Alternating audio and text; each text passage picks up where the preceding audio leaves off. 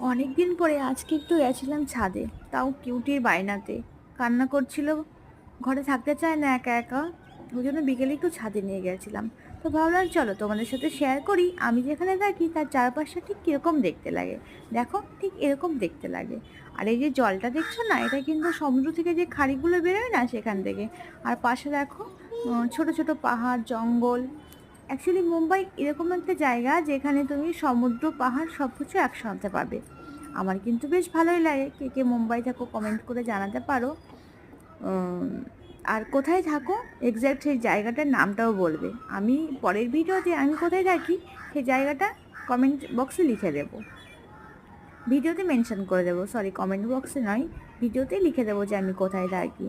তো আমি যেখানে থাকি কেমন লাগলো তোমাদের প্লিজ কমেন্টে জানিও। Tata, bye bye.